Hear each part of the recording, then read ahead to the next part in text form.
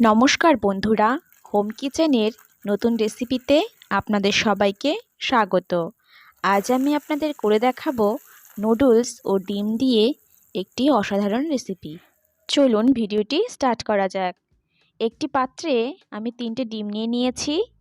এখন ডিমের সাদা অংশ থেকে কুসুমগুলোকে এক এক করে আমি সব আলাদা করে নেব।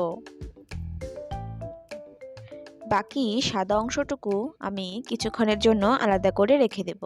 এখন নুডলসগুলোকে হাফ বয়েল করার জন্য আমি একটি প্যানে জল বসিয়ে দিয়েছি। জল হালকা গরম হয়ে এসেছে, এতে আমি এখন নুডলসগুলো দিয়ে দেব। নুডলসগুলোকে সেদ্ধ করে নেওয়ার জন্য আমি কিন্তু এখানে কোনো রকম লবণের ব্যবহার করিনি। এরকম নিত্য নতুন মজাদার রেসিপি পেতে আমাদের চ্যানেলটিকে সাবস্ক্রাইব করে আমাদের পাশে থাকুন। দেখুন বন্ধুরা, এই রেসিপিটি তৈরি করার জন্য আমাদের এই নুডলসটিকে বেশি কিন্তু সেদ্ধ করা যাবে না। আমার এখানে নুডলস সেদ্ধ করা হয়ে গেছে, আমি নামিয়ে নিচ্ছি। এই নুডলসগুলোর মধ্যে এখন আমি ঠান্ডা জল দিয়ে ভালো করে ধুয়ে নেব।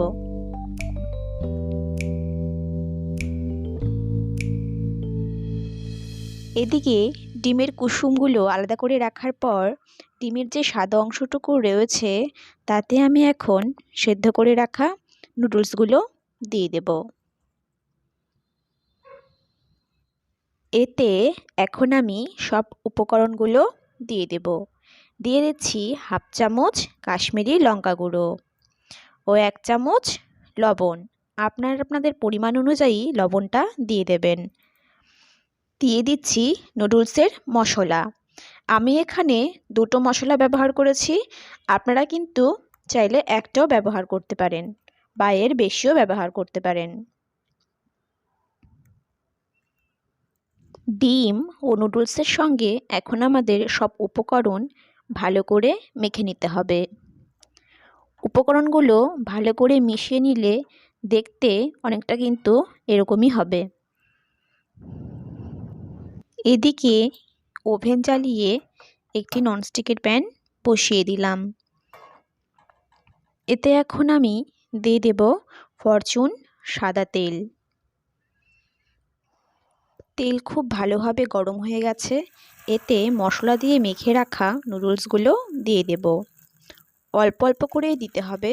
প্রথমে গোল করে দিয়ে তারপর একটি চামচের সাহায্যে মাঝখানের কিছুটা অংশ ফাঁকা করে নিতে হবে। ফাঁকা অংশটুকুর মধ্যে ডিমের যে কুসুমগুলো আলাদা করে রেখেছিলাম সেই কুসুমগুলো দিয়ে দেব। এভাবে কিছুক্ষণ হালকা ফ্লেমে ভেজে নিয়ে ওপাশে উল্টে দিতে হবে। খুব সাবধানভাবেই উল্টে নিতে হবে যাতে ভেঙে না যায়।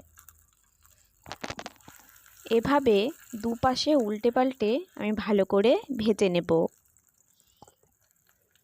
এভাবেই আমি সবগুলো নুডলসের নাস্তা তৈরি করে নেব।